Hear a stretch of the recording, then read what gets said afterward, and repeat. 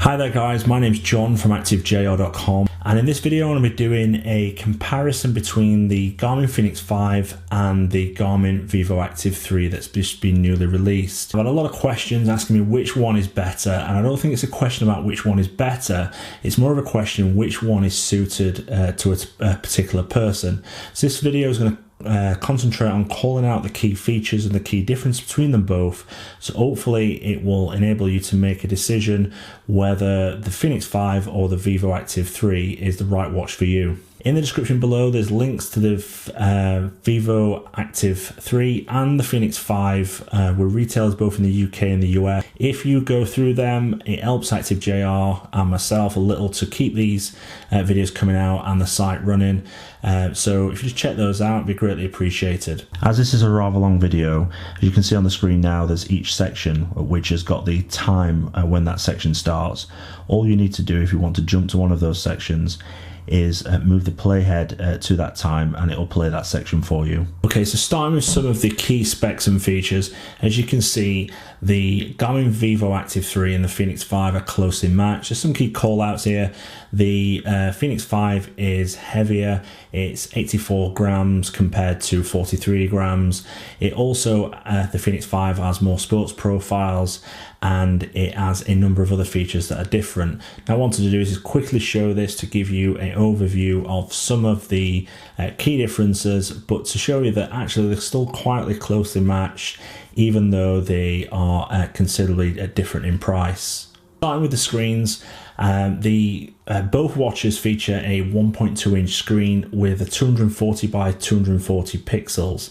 Now, based on my use of the Vivoactive 3, I thought the screen was a little bit better in terms of the colours seem to pop more and it seemed to be brighter. Now, this may be down to the interface that the Vivoactive 3 uses. However, the Fenix 5 is still a good screen. It's still exactly the same screen. I think it's just how the colours are presented. So I have the option to change the watch faces on both devices, and this is done through the menu, or you can download them through the Garmin Connect App Store. So all in all, the screens are pretty much similar in terms of size and also pixels. I do think the Vivoactive 3 is a little bit brighter. Key differences in the screens is the Garmin Vivoactive 3 uses a Gorilla Screen 3 glass. This is similar glass that's used on high-end smartphones, and this is, whilst it's pretty tough, it does scratch. However, anyone that's got such an iPhone or a Samsung 8 will know this screen is pretty durable and it's pretty good. Now, the Fenix 5 comes with the same screen, but in the Sapphire edition, it comes with a Sapphire crystal screen. Now, I've had this on the Fenix 3 HR and my Fenix 5X, and I've used it for a lot of indoor and outdoor activities, and I've had no scratches yet on the screen. So it's really durable and it's really good. So that's the key differences. I think the screen is more durable on the higher end Fenix 5, and you don't get the option to have a Sapphire screen on the Vivoactive 3. The other key difference is the Vivoactive 3 comes with touchscreen and the Fenix 5 doesn't. Now, I'm not a particular big fan of touchscreens, and I don't particularly like to use them. However, when I was using the Vivoactive 3, I found the touchscreen worked really well, and it even works really well when I had sweaty hands. So it all depends on the type of interface you're looking for.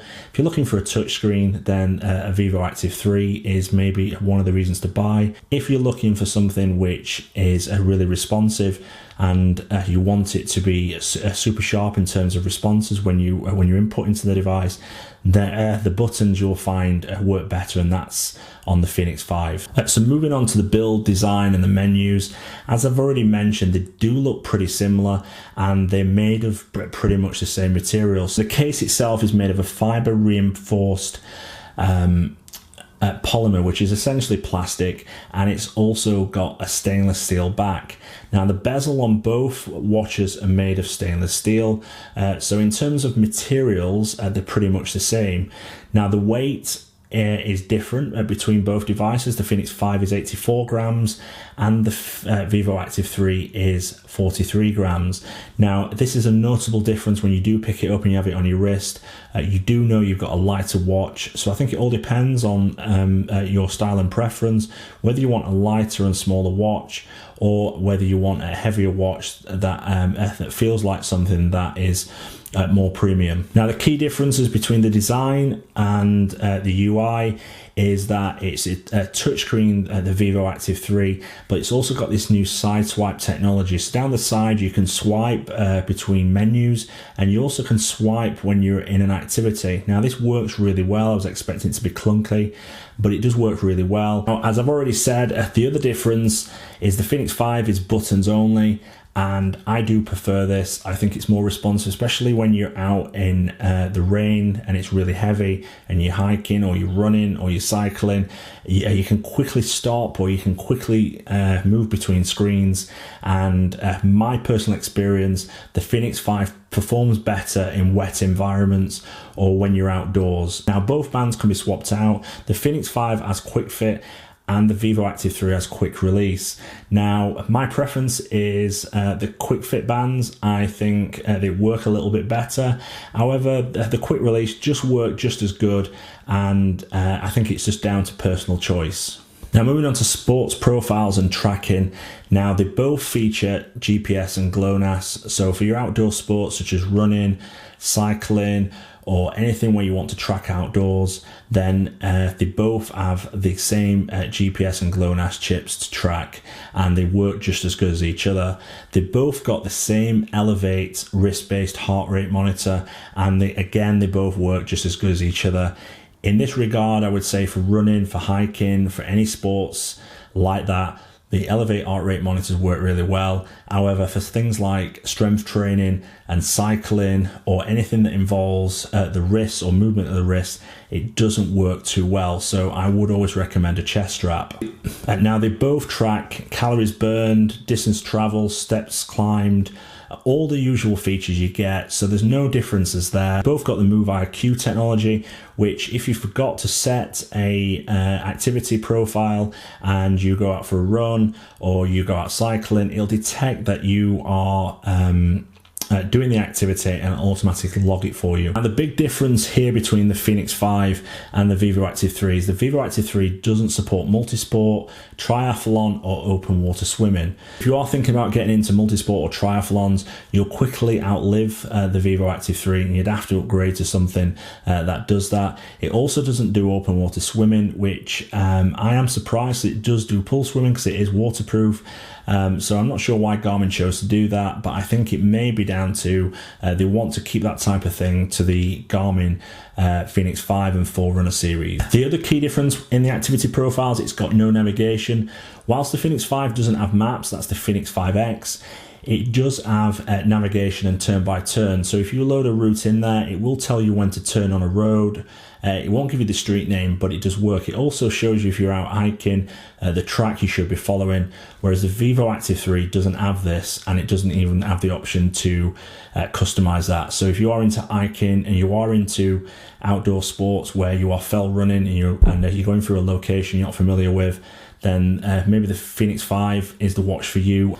Now, moving on to the fitness features. Now, this is either post-workout or data you want to analyze after. So they both do VO2 max, they both do the new strength training and rep counting, and they've both got the ability to do workout planning. So this is where you can plan a workout that you want to do, and you can follow it on the device. Now, the big difference between both devices, the Garmin Vivoactive 3 has what's called fitness age.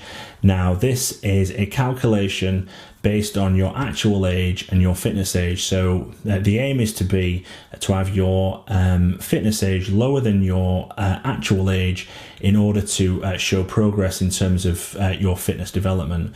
So it's always to try and keep it under there, and that is pretty good for the average user. It gives you an indication of whether you're getting fitter and whether your training program is benefiting your overall progress.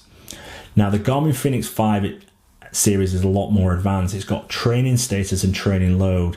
Now, this gives you a more of an in-depth indication of how well you're training, whether the training is benefiting you, and whether based on the previous week you're improving, or whether you're overtraining, undertraining, and a variety of different things.